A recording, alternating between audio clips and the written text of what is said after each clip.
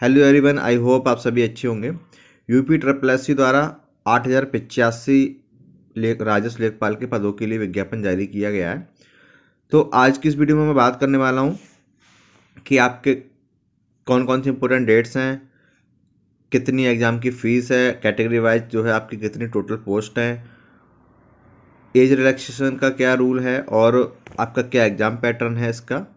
और इसके अलावा सबसे महत्वपूर्ण कि कितने पैट के स्कोर, मतलब जिनका पैट में कितना स्कोर है, कितने परसेंटाइल हैं, वो लोग जो है इस एग्ज़ाम को दे सकते हैं। ठीक है, क्योंकि सबसे जो मेन इंपॉर्टेंट बात है वो यही है कि कितने परसेंटाइल के लोग, जिनका पैट में कितना परसेंटाइल है, वो लोग जो है इस एग्ज़ाम को दे पाएंगे। मोस्टली लोगों की कन्फ्यूजन इसी को लेकर के है। ठीक है, इसके अलावा इसमें एक और इम्पोर्टेंट चीज़ है कि जो अदर स्टेट वाले हैं उनको लेकर के काफ़ी ज़्यादा कन्फ्यूजन रहता है कि वो जो है अप्लाई कर सकते हैं नहीं। ठीक है, तो इस वीडियो में मैं उनके बारे में भी बताने वाला हूँ कि अदर स्टेट वालों के लिए क्या है, अप्लाई कर पाएंगे या नहीं। तो पूरा मैं आपको डिटेल में इस वीडियो में समझाने वाला हूँ, तो वीडियो को आप लोग बिना स्किप किए लास्ट तक जरूर देखना।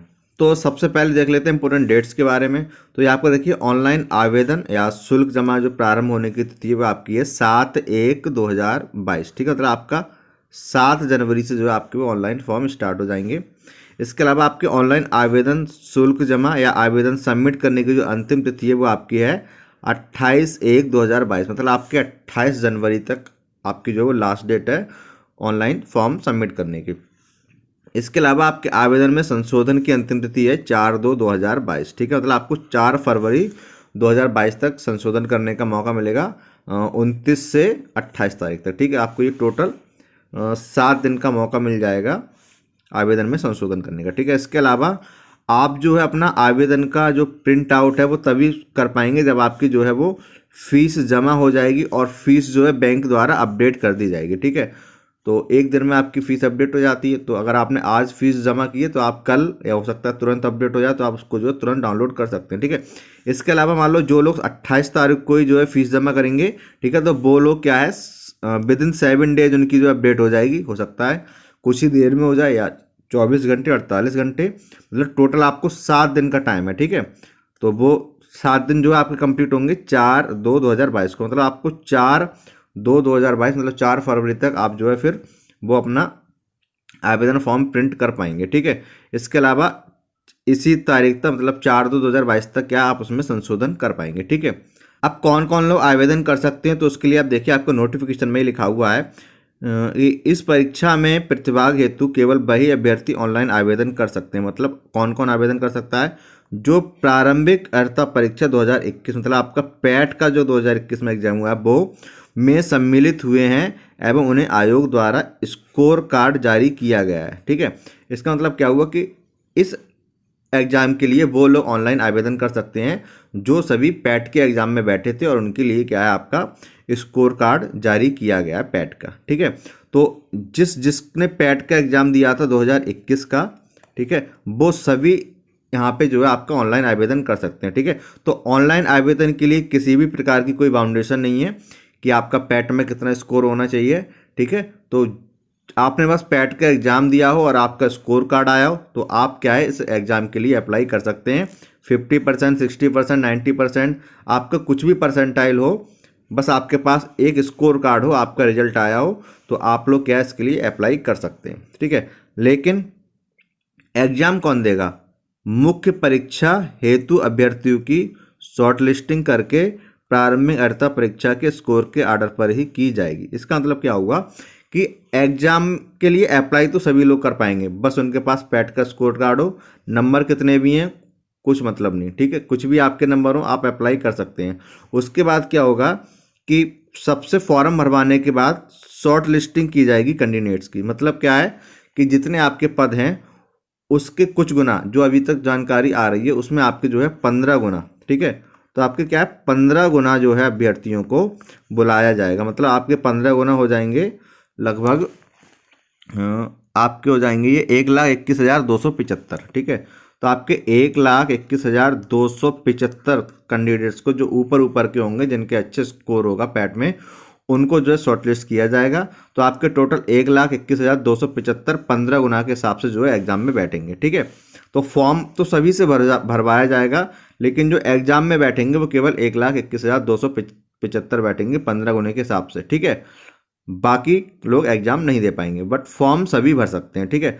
अब सबसे बड़ा क्वेश्चन ये है कि जो 1,21,275 है वो कितने आपके जो नंबर पे बैठेगा या आपके कितने परसेंटाइल पे बैठेगा, मतलब कितने परसेंटाइल वाले लोग जो हैं ये एग्ज़ाम दे पाएंगे, कितने नंबर वाले ये एग्ज़ाम दे पाएंगे। फॉर्म तो सभी भरेंगे बट एग्ज़ाम तो सभी को देने को नहीं मिलेगा ना, तो कितने परसेंटाइल वाले जो है ये एग्ज़ाम दे पाएंगे, वो जो है सेफ हैं एग्ज़ाम देने के लिए, ठीक है। तो ये डिस्कस मैं आपको विद फैक्ट वीडियो के लास्ट में करने वाला हूँ, तो आप लोग जो है वीडियो को लास्ट तक देखें, वहाँ पे मैं आपको पूरा बताऊंगा कि कितने परसेंटाइल के लोग जो है सेफ हैं एग्ज़ाम देने के लिए। अब देख लेते हैं कि आपके जो अदर स्टेट वाले हैं उनके लिए कंडीशन है, बोलो एग्जाम आपका दे सकते हैं नहीं, ठीक है। तो देखिए यहाँ पे आपका लिखा हुआ है चयन हेतु भारत के नागरिकों से ऑनलाइन आवेदन आमंत्रित किए जाते हैं, ठीक है। यहाँ पे आपका लिखा हुआ भारत के नागरिक, ठीक है।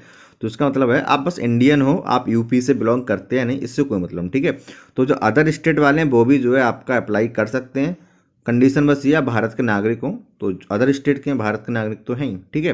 तो यूपी का होना जो है कोई ज़रूरी नहीं है। इसके अलावा मैं आपको एक जगह प्रूफ और दिखा देता हूँ, वहाँ से आपकी सब कुछ क्लियर हो जाएगा अदर स्टेट से रिलेटेड कन्फ्यूजन। यहाँ पे देखिए आप अनुसूचित जाति जनजाति अन्य पिछड़ा वर्ग EWS स्वतंत्रता संग्राम सेनानी, ये आपका उत्तर प्रदेश राज्य के मूल निवासी नहीं हैं, उन्हें आरक्षण का लाभ अनुमन्य नहीं होगा, ठीक है। इसका मतलब क्या है, जो यूपी के अलावा जो अदर स्टेट के कैंडिडेट्स हैं उनको जो है कैटेगरी का लाभ नहीं मिलेगा। मान लो कोई बिहार का है, ठीक है, और वो ओबीसी का है, तो उसको ओबीसी कैटेगरी का लाभ नहीं मिलेगा। या कोई जनरल से है EWS कैटेगरी में, वो वहाँ आपका बेनिफिट पा रहा है, कोई अदर स्टेट का मान लो कोई MP का है, ठीक है, तो उसको यूपी के जो इस फॉर्म में जो है आपका EWS का लाभ नहीं मिलेगा, वो जो है आपका अनरिजर्व में सामान्य में जो है जनरल में काउंट होगा, ठीक है। तो यहाँ से भी ये चीज़ क्लियर है कि अदर स्टेट वाले क्या एग्जाम तो भर सकते हैं, बस उनको जो रिजर्वेशन का लाभ नहीं मिलेगा, वो सब क्या है जनरल कैटेगरी में काउंट होंगे, ठीक है। तो सभी लोग बेफिक्र होकर अदर स्टेट वाले फॉर्म भरें, बस उन्होंने पैट का भी एग्जाम दिया हो, ठीक है। यहाँ पे आपका ये फीस का विवरण है, ठीक है। ये आपके आवेदन शुल्क तो 0 है, लेकिन आपकी क्या है प्रक्रिया की फीस जा रही है 25 रुपये, ठीक है। तो सभी श्रेणियों के लिए फीस बराबर है, 25 रुपये है, 25 25 25 25, ठीक है। ये केवल आपको ऑनलाइन आवेदन करना है, उसके लिए आपको एग्ज़ाम देने को नहीं मिलेगा इससे, ठीक है। तो ये 25 रुपये आपकी जो फीस है केवल ऑनलाइन प्रक्रिया शुल्क है, ठीक है, जो प्रोसेसिंग है उसका चार्ज है। तो ये आपके 25 है, टोटल आपके 0 करके 25 हो जाएगा, ठीक है। तो 25 ही आपकी जो है सामान्य अनारक्षित की है, 25 ही OBC, 25 ही SC, 25 ही ST और 25 ही विकलांगजनों की, ठीक है। अब यहाँ पे देखिए इसमें आपका है सबसे लास्ट में कि मुख्य परीक्षा हेतु फीस का भुगतान केवल मुख्य परीक्षा हेतु शॉर्टलिस्ट किए गए अभ्यर्थियों द्वारा ही अलग से किया जाना होगा। इसका मतलब क्या है कि जो 15 गुना कैंडिडेट बुलाए जाएंगे, जितने गुना भी बुलाए जाएंगे, ठीक है, तो उन कैंडिडेट्स के लिए एक बार फिर से फीस जमा करनी होगी, उनके लिए एक बार फिर से फीस जमा करनी होगी। जब वो क्या करेंगे, अपना एडमिट कार्ड डाउनलोड करेंगे, ठीक है। शॉर्ट अभी तो अलग से किया जाएगा, जब वो क्या करेंगे मुख्य परीक्षा का प्रवेश पत्र डाउनलोड करेंगे, ठीक है। तो जब उनके प्रवेश पत्र आ जाएंगे उससे पहले मतलब शॉर्ट लिस्ट हो जाएगी, उसके बाद आपको क्या करना, अपनी फीस जमा करनी पड़ेगी एक बार और, जो लोग एग्जाम देंगे केवल उनके लिए। और यहाँ तक है ये आपकी फीस हो सकती है 185 रुपये, ठीक है। तो ये आपकी फीस हो जाएगी एग्जाम देने के लिए, और ये केवल अभी प्रोसेसिंग फीस है ऑनलाइन प्रोसेस की, ठीक है। तो वहाँ पे आपकी फीस कितनी हो जाएगी, 185 रुपये हो सकती है, ठीक है। तो ये फीस केवल उन्हीं बच्चों को देनी होगी 185 जो शॉर्टलिस्ट होंगे आपका एग्जाम देने के लिए, ठीक है। अभी तो सभी लोग एग्जाम का केवल फॉर्म भर रहे हैं, ठीक है।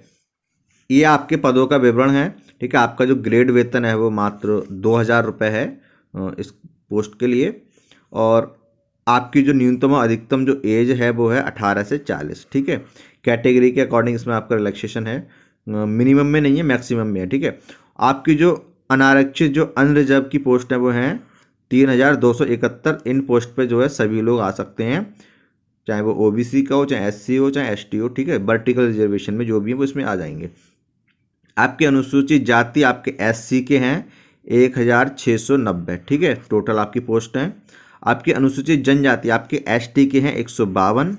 आपके अन्य पिछड़ा वर्ग OBC की आपकी हैं 2174 पोस्ट, ठीक है। आपकी जो EWS की हैं वो आपकी हैं 798 पोस्ट, ठीक है। और आपकी ये टोटल हो जाएंगी 8085। यहाँ पे आपका लिखा हुआ स्थाई अस्थाई, इसका क्या मतलब है कि देखो आपके कुछ टाइम तक तो जो इतनी भी सर्विसेज होती है गवर्नमेंट, वो 1 या 2 साल तक उनका बॉन्ड पीरियड होता है, ठीक है। संनिरीक्षक परिवीक्षा काल होता है, तो उस पीरियड में तो क्या है सबकी टेम्परेरी होती है। अगर आपका कार्य संतोषजनक नहीं पाया जाता तो आपको हटाया जा सकता है, लेकिन ऐसा कुछ होता नहीं है, बस एक फॉर्मेलिटी है। तो बाकी ये क्या स्थायी ही है, आपको यहाँ पे लेके कोई कन्फ्यूजन नहीं होनी है, ठीक है। अब EWS वाले थोड़ा ध्यान दें, जब आपने पैट का फॉर्म भरा होगा तो वहाँ पे आपकी EWS की कोई कैटेगरी नहीं थी, ठीक है। तो आपको ये ध्यान रखना है कि जो EWS कैटेगरी में आते हैं, जिनका EWS का जो है सर्टिफिकेट अभी बना है या अभी नहीं बना है, और वो लोग जो है बनवा रहे हैं, तो वो लोग 28/1/2021 से 2022 से पहले पहले बनवा लें, ठीक है। मतलब आपकी जो आवेदन की जो अंतिम तिथि है उससे आप पहले पहले बनवा लें। आपकी आवेदन की अंतिम तिथि क्या है, 8 जनवरी है, ठीक है। तो जो लोग 8 जनवरी से पहले पहले EWS का फॉर्म बनवा लेंगे, वो क्या है अपनी EWS कैटेगरी में अप्लाई करें, भले ही उन्होंने क्या है आपकी पैट में जनरल फिल किया हो, क्योंकि आपके पैट में जो है ऑप्शन नहीं था EWS का, ठीक है। तो ये आप लोग को ध्यान रखना है, जिन्होंने पैट जनरल से दिया है वो भी EWS कैटेगरी में अप्लाई कर सकते हैं। पैट में आपकी क्या कैटेगरी थी, जनरल EWS, वो मैटर नहीं करेगी, आपको यहाँ EWS में अप्लाई करने का मौका मिलेगा। और जिनने बनवा लिया अच्छी बात है, जो लोग बनवा रहे हैं वो 28 जनवरी तक जो है अपना बनवा लें, उससे बाद का जो है आपका वो वैलिड नहीं माना जाएगा, क्योंकि आपके जो भी डॉक्यूमेंट्स हैं वो आवेदन की अंतिम तिथि तक आपके पास होना चाहिए। तो आवेदन की अंतिम तिथि क्या 28 जनवरी है, तो 28 जनवरी तक आपको हर हाल में बनवा लेना है और आप EWS कैटेगरी में अप्लाई कर सकते हैं, ठीक है। आपको उस मामले में कोई कन्फ्यूजन नहीं होनी चाहिए कि पैट में जनरल भरा था तो इसमें EWS में भर पाएंगे या नहीं, ठीक है। तो आप EWS में भरिए आराम से। अब देख लेते हैं आपकी क्या मिनिमम क्वालिफिकेशन है। तो यहाँ पे देखिए आपका है राजस्व परिषद, ये लेखपाल अनिवार्य अर्हता शैक्षिक, मतलब ये आप तो आपके पास होनी ही चाहिए। माध्यमिक शिक्षा परिषद उत्तर प्रदेश की इंटरमीडिएट परीक्षा या सरकार द्वारा समकक्ष किसी अन्य कोई परीक्षा उत्तीर्ण होना चाहिए। मतलब आपका इंटर होना जरूरी है, 12th आपका होना जरूरी है, केवल जो क्वालिफिकेशन है वो क्या है 12th है। कोई भी बोर्ड से हो आपका वो मैटर नहीं करता, आप चाहे यूपी बोर्ड से हो चाहे CBSE बोर्ड से हो, ठीक है, ये कुछ भी मैटर नहीं करता, आपका क्या 12th होना चाहिए, ठीक है। तो अधिमान्य अर्हता में केवल आपका यही एक है, CCC वगैरह की कोई भी कंडीशन नहीं है, ठीक है। तो CCC ज़रूरी नहीं है इस एग्ज़ाम के लिए, जैसा कि अब तक चल रहा था कि 99% जो है CCC हो जाएगा, काफ़ी आपने न्यूज़ सुनी भी होंगी। तो CCC जो है कोई ज़रूरत नहीं है CCC की, बस आप 12th पास हैं तो आप एग्ज़ाम दे सकते हैं और आपने पैट दिया हो बस। अधिमान्य अर्हता में आपका क्या है कि प्रादेशिक सेवा में न्यूनतम 2 वर्ष की अवधि तक आपने कोई सेवा की हो, ठीक है, प्रादेशिक सेना में सॉरी, या फिर आपने राष्ट्रीय कैडेट कोर NCC का B सर्टिफिकेट प्राप्त किया हो, ठीक है। देखो ऐसे कैंडिडेट्स को ऐसा नहीं है जॉब पहले दे दी जाएगी, बस ये है जब 2 कैंडिडेट्स के सेम मार्क्स होंगे तो इन जिनके पास ये होगा उसको पहले नौकरी दी जाएगी, ठीक है। मान लो 2 लोग कैंडिडेट उनके 100 मार्क्स हैं, तो अगर जिस 100 मार्क्स वाले के पास इनमें से कोई से उसको नौकरी दे दी जाएगी और उसको जो है बाहर कर दिया जाएगा, अगर दोनों बाउंड्री पे हैं तो, ठीक है, बिल्कुल किनारे पे हैं 2 लोग, तो जिसके पास ये होगा उसको नौकरी दी जाएगी और उसको जो है बाहर कर दिया जाएगा, अगर हमें एक ही सिलेक्ट करना है लास्ट 2 में से तो, ठीक है। तो CCC की कोई ज़रूरत नहीं, केवल आपको 12th होना चाहिए और आपने पैट का एग्ज़ाम दिया हो, ठीक है। अब देख लेते हैं आपके एग्ज़ाम का क्या पैटर्न है, ठीक है। तो इसमें देखिए आपका 100 प्रश्न है और 2 घंटे की परीक्षा होगी, मतलब 100 प्रश्न और 120 मिनट, ठीक है। तो अच्छा खासा टाइम है, कोई टाइम की कोई टेंशन नहीं है इस पेपर में। तो देखिए आपकी सामान्य हिंदी 25 प्रश्न 25 अंक, गणित 25, सामान्य ज्ञान 25 और ग्राम्य समाज एवं विकास 25, ठीक है। तो टोटल आपका हो गया 100 क्वेश्चन और 100 मार्क्स, ठीक है। टोटल आपका 2 घंटा 120 मिनट, ठीक है। अब देख लेते हैं थोड़ा सिलेबस का। तो यहाँ पे देखिए आपका देखिए नेगेटिव मार्किंग दिए जानी है, ठीक है। तो देखिए इसमें आपको एक बात ध्यान रखनी है कि इसमें आपकी क्या है नेगेटिव मार्किंग भी है, ठीक है। नेगेटिव मार्किंग कितनी है आपकी 1/4 अंक, मतलब 2.25 अंक की, ठीक है। मतलब आपका 1 में से 2.25 जो अंक माइनस हो जाएगा अगर आपने गलत मार्क किया, ठीक है। तो आपको नेगेटिव मार्किंग इसमें ध्यान रखना। पहले जो लेखपाल का आपका एग्जाम हुआ था 2015 में, उसमें आपकी नेगेटिव मार्किंग नहीं थी, लेकिन इस बार इन्होंने क्या किया है, 1/4 की नेगेटिव मार्किंग की है, मतलब 0.25 की नेगेटिव मार्किंग है। ठीक है, बाकी ये आपका सिलेबस है, ये आपके हिंदी, ये आपके टॉपिक हैं हिंदी के। ठीक है, ये आपके गणित, ये आपके गणित के टॉपिक हैं, ये आपके बीजगणित। ठीक है, ये आपके गणित के टॉपिक। बाकी इसकी जिसको भी पीडीएफ की ज़रूरत हो वो हमारे टेलीग्राम चैनल से डाउनलोड कर सकता है। टेलीग्राम चैनल की लिंक आपको डिस्क्रिप्शन में मिल जाएगी। ठीक है, ये आपके सामान्य ज्ञान का है और ये आपके क्या है, ग्राम्य समाज एवं विकास के टॉपिक हैं। ये आपके नॉर्मलाइजेशन के रिगार्डिंग है कि अगर आपके एक से ज़्यादा दिनों में एग्ज़ाम होते हैं, एक से ज़्यादा शिफ्ट में एग्ज़ाम होते हैं, तो फिर आपका क्या नॉर्मलाइजेशन अप्लाई हो जाएगा। जैसा कि आपका अभी पैट के एग्ज़ाम में हुआ था, आपके 2 दिन में एग्ज़ाम हुए थे। ठीक है, सॉरी, आपके 2 शिफ्ट में एग्ज़ाम हुए थे, इस मॉर्निंग और इवनिंग, तो आपका अलग अलग एक पेपर था, तो नॉर्मलाइजेशन हुआ था। तो अगर ऐसा इसमें होता है आपके एग्ज़ाम में, अलग अलग पाली में या आपके एक से ज़्यादा दिनों में एग्ज़ाम होते, तो वहाँ भी आपका क्या है, नॉर्मलाइजेशन लग जाएगा पैट एग्ज़ाम की तरह। अब देख लेते हैं सबसे आपका जो इम्पोर्टेंट चीज़ है वो कि कितने परसेंटाइल स्कोर वाले, कितने नंबर वाले आपकी जो मेन एग्ज़ाम दे पाएंगे, शॉर्ट लिस्टिंग में आ पाएंगे। क्योंकि एग्ज़ाम देने का तो मौका सबको नहीं मिलेगा, बस फॉर्म सबसे भरवाया जा रहा है, 25-25 रुपये सबसे लिए जा रहे हैं। ठीक है, तो देखिए टोटल आपके जो फॉर्म पड़े थे पैट के एग्ज़ाम की मैं बात कर रहा हूँ, वो थे 20,72,903। ठीक है, और आपका जो एग्ज़ाम दिया था वो आपका दिया था 17,99,052 ने। ठीक है, तो अगर आप इसको थोड़ा राउंड ऑफ कर दोगे तो ये आपको हो जाएगा लगभग 18 लाख। ठीक है, ये आपका हो गया 18 लाख। इतने कैंडिडेट्स में क्या आपका एग्ज़ाम दिया था, तो जो भी कैलकुलेशन है वो इसके अकॉर्डिंग है, अब ना कि इसके अकॉर्डिंग। ठीक है, अगर आप इसका 1% निकालेंगे, 1% मतलब ये आपका 1% हो जाएगा 18,000। इसका क्या मतलब हो गया कि जिसकी परसेंटाइल 99 है वो टॉप 18,000 में है। इसका मतलब समझ रहे हैं आपकी 99 परसेंटाइल जिसकी है वो 18,000 में आएगा, मतलब 99 परसेंटाइल तक है, इतने 18,000 कैंडिडेट होंगे। अब आप समझ सकते हैं 98 में आप 98 परसेंटाइल तक कितने हो जाएंगे, 18 दूनी 36,000 कैंडिडेट। समझ रहे हैं आप बात। अब कैलकुलेशन करते हैं हम अपने पोस्ट के अकॉर्डिंग। ठीक है, ये तो मैंने आपको बता दी कि 1 परसेंटाइल में आपके 18,000 कैंडिडेट आएंगे, 0.5 परसेंटाइल मतलब आधे परसेंटाइल में ही आपके 9,000 कैंडिडेट आएंगे। इतना टफ कंपटीशन है, समझ सकते हैं आप बात को। ठीक है, मतलब आपकी समझ लो, अगर केवल ये आपका जो एग्ज़ाम क्या है पैट के स्कोर से ही होता तो देखो जो 9,000 में आते वही तो लेखपाल बन पाते, क्योंकि 8,085 तो टोटल जॉब है। तो आप समझ लो जिनका 99.5 परसेंटाइल है वो टॉप 9,000 में है, और वो कायदे के लेखपाल हैं अभी। ठीक है, मतलब अभी के हिसाब से अगर इसी से सिलेक्शन होता तो। अब बाकी जो मेन एग्जाम में उसमें तो थोड़ा ऊपर नीचे होगा, किसी का अच्छा होगा किसी का बुरा होगा। ठीक है, अब पहले से इतना ज़्यादा मतलब नहीं है, जो अब मेहनत करेंगे वो अच्छा स्कोर कर पाएंगे। ठीक है, तो ये तो मैं आपको एक कंपटीशन की बात बता रहा हूँ कि कितना टफ कंपटीशन है। ठीक है, अब देखिए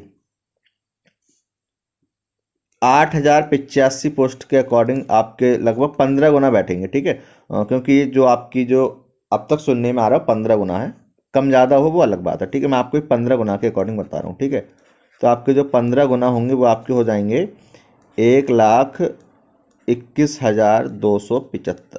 ठीक है, इतने कैंडिडेट उन्हें एग्ज़ाम के लिए बुलाना है। ठीक है, अब ये परसेंट कितना हुआ इसका, ये इसका हो जाएगा लगभग क्या अप्रॉक्सी है। ठीक है, 7375 मतलब 6.7375%, इतना परसेंटेज हो गया आपका टोटल का।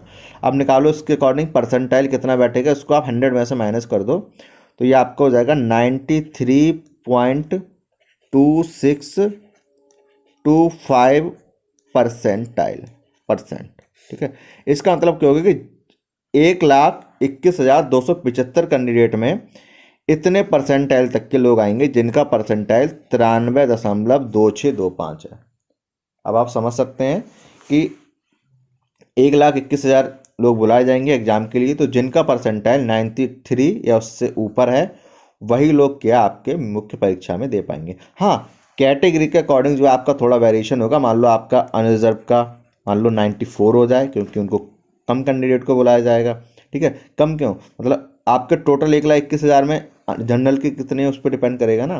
तो हो सकता है वो 94 हो जाए, आपके ओबीसी का हो सकता है कि 93 हो जाए या 93.5 हो जाए, ठीक है। आपका एससी का हो सकता है 92 पे पहुंच जाए, आपका एसटी का हो सकता है ये तो 89 या 88 पे पहुंच जाए, ठीक है। ऐसे ही आपका गर्ल्स का भी हो सकता है, गर्ल्स का आपका हो सकता है कि वो आपके 90 से तो देखो कम जाएगा नहीं, मुझे उम्मीद नहीं है 90 से कम जाने का, ठीक है। तो मैं आपको एक नॉर्मल सी चीज़ बता रहा हूँ कि जो बॉयज़ हैं उनका जिनका 93 प्लस परसेंटाइल है वो तो लेखपाल की तैयारी शुरू कर ही दें, ठीक है। जनरल वालों के साथ थोड़ा ऊपर नीचे हो सकता है, 93.5 हो जाए या 94 हो जाए, बहुत ज़्यादा नहीं होगा, ठीक है। तो 93 प्लस जिनका परसेंटाइल है वो शॉर्टलिस्ट होंगे आपके आगे के एग्जाम के लिए, ठीक है। देखो जनरल के साथ है, बाकी ओबीसी एससी और एसटी के तो तैयारी कर ही दें शुरू, जिनके 93 प्लस परसेंटाइल है वो हर हाल में उनका हो जाएगा शॉर्ट लिस्टिंग, ठीक है। बाकी जनरल वालों का है थोड़ा, हो सकता है 94 हो जाए उनके लिए या 93.5 हो जाए। बाकी गर्ल्स का भी जो है परसेंटाइल वो लो रहेगा, हो सकता है 92, 91, 90 जो भी हो, अभी मैं एकदम से नहीं कह सकता, ठीक है। तो गर्ल्स के लिए मैं कहूँगा जो इनका 90 प्लस है वो तैयारी शुरू कर सकते हैं, ठीक है। बॉयज़ के लिए 93 प्लस और गर्ल्स 90 प्लस वाले शॉर्टलिस्ट हो सकते हैं, ठीक है। बाकी जिनका 95, 96, 97, 98, 99 वो तो सेफ हैं, ठीक है। जो दिक्कत है वो 94 से जो बिलो हैं या 93 से जो बिलो हैं उनके साथ है, ठीक है। उनको थोड़ा सस्पेंस रहेगा शॉर्ट लिस्टिंग तक, बाकी 95, 96, 97 ये तो सब सेफ हैं, ये तो अपने एग्ज़ाम की तैयारी शुरू कर ही दें, ठीक है। तो ये पूरी कैलकुलेशन थी, आई होप आपको सब समझ में आ गया होगा कैसे शॉर्ट लिस्टिंग होनी है और कितने परसेंटाइल के लोग सेफ रहेंगे। और ये मैंने पूरी जो कैलकुलेशन की है वो परसेंटाइल से की है, नंबर से नहीं की है, ठीक है। तो नंबर आप लोग देख लेना अपने अकॉर्डिंग जो भी बैठ रहे हो, ये मैंने आपको परसेंटाइल से बता दिया। बाकी जो भी आपके डाउट्स हो वो आप कमेंट बॉक्स में पूछ सकते हैं, और वीडियो आपको अच्छी लगी हो तो लाइक करना, अपने फ्रेंड्स के साथ भी शेयर कर देना, और पहली बार आए हैं तो हमारे चैनल को सब्सक्राइब करके ज़रूर जाना।